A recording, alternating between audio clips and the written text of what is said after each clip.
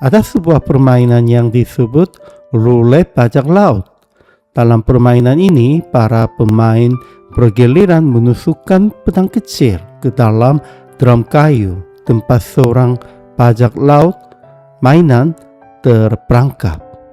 Jika pada giliran seorang kepada bajak laut itu meloncat keluar dari drum, pemain itu dianggap kalah dan harus menerima hukuman permainan. Kebanyakan orang mengira tujuan permainan ini adalah menghindari tusukan yang membuat bajak laut itu terlepas.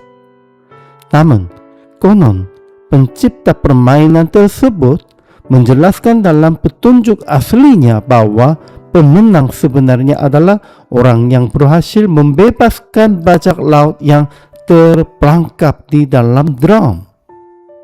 Seringkali kita mengira telah memahami maksud sesuatu dengan jelas, tetapi arti yang sebenarnya bisa sangat berbeda dari yang kita bayangkan. Pada malam Paskah, Yudas Iskariot duduk makan bersama Yesus dengan hati yang telah berniat mengkhianatinya. Yesus mengetahui bahwa saatnya telah tiba untuk meninggalkan dunia ini dan kembali kepada Bapa. Namun sebelum itu, ia menunjukkan kasihnya yang sempurna kepada murid-muridnya. Ia bangkit dari meja makan, mengikat kain pada pinggangnya, lalu mulai membasuh kaki para murid. Ketika ia sampai kepada Petrus, Petrus menolak dan berkata bahwa Yesus tidak boleh membasuh kakinya. Tetapi Yesus menjawab, "Jikalau aku tidak membasuh engkau, engkau tidak mendapat bagian dalam aku." Mendengar itu, Petrus berkata agar bukan hanya kakinya, tetapi juga tangan dan kepalanya dibasuh. Setelah selesai membasuh kaki mereka, Yesus berkata bahwa mereka harus melakukan hal yang sama satu terhadap yang lain, sebab ia telah memberikan teladan bagi mereka. Pada zaman Yesus, membasuh kaki adalah pekerjaan seorang hamba.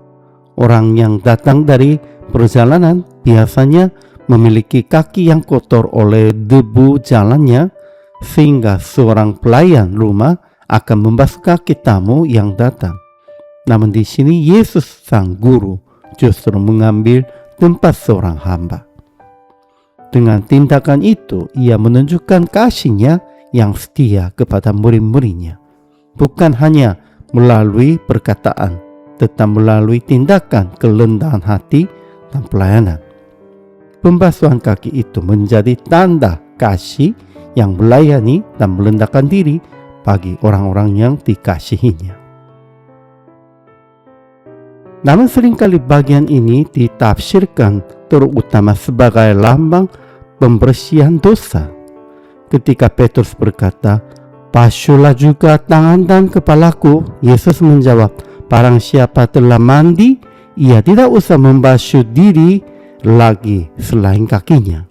Banyak orang memahami ini sebagai gambaran bahwa orang yang telah disucikan oleh Kristus hanya perlu dibersihkan dari dosa-dosa sehari-hari.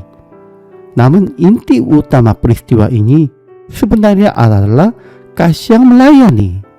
Karena itu, perkataan Yesus, "Jika aku tidak membasuh kakimu, engkau tidak mendapat bagian dalam aku," itu menunjuk pada persekutuan dengan Dia yang dinyatakan melalui kerendahan hati dan pelayanan.